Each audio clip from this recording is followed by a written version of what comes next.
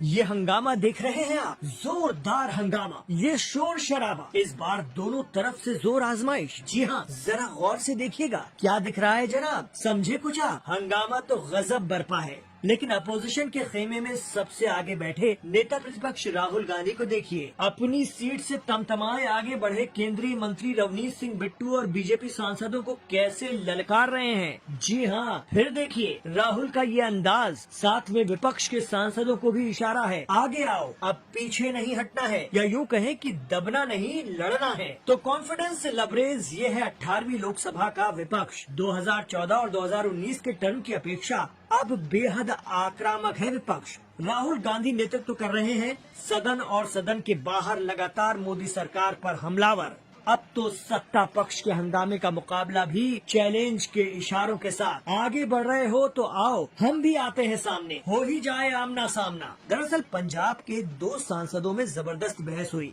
तो मामला बहस से जरा आगे निकल गया। हुआ ये कि पंजाब से कांग्रेस सांसद चरणजीत सिंह चन्नी ने अपने भाषण में बिट्टू को लेकर कह दिया कि आपके दादाजी शहीद हुए थे, लेकिन वो उस दिन मरे जिस दिन आपने कांग्रेस छोड़ी। बिट्टू जी, आपके पिताजी शहीद हुए थे, माननीय सदस्य, लेकिन मैं आपको कह दूं वो उस दिन नहीं मरे थे, वो उस दिन मरे जिस दिन आपने कांग्रेस को छोड़ा।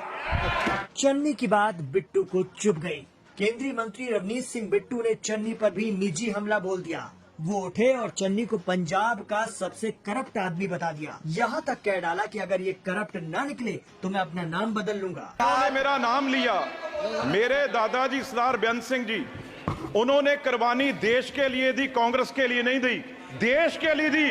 और ये इस चन्नी की बैठो। ये अपनी जायदाद पूछे इनको, ये आप गरीबी की बात कर रहे हैं। अगर सारे पंजाब से सबसे अमीर आदमी ये ना हो और सबसे करप्ट ना हो, मैं अपना नाम बदल दूंगा।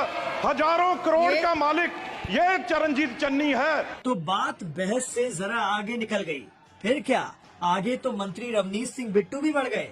अब जरा गौर से देखिए, बिट्टू और सत्ता पक्ष के कुछ और सांसद आगे बढ़े तो विपक्ष के नेता राहुल गांधी ने अपने सांसदों को भी सामने आने का इशारा कर दिया। इतना ही नहीं, वो सत्ता पक्ष को ललकारते भी दिखे। राहुल हाथ उठाकर हंगामा करते हुए आगे बढ़ रहे बीजेपी सांसदों को जैसे कह रहे हो कि आइए सामने, हम भी पीछे नहीं हैं। इस बीच वो कांग्रेस के सांसदों को भी आगे आने का इशारा देते रहे। हालांकि आसंदी पर बैठी संध्या राय सभी सदस्यों को अपनी अपनी सीट पर बैठने का आग्रह करती रही, लेकिन सत्ता पक्ष और अपोजिशन दोनों के तेवर देखकर सदन की कार्रवाई स्थगित करनी पड़ी। Leader of opposition Rahul Gandhi का ये आक्रामक अंदाज सियासी तज्जियाकारों के लिए भी बहसो मुबाहिसे का सबब है।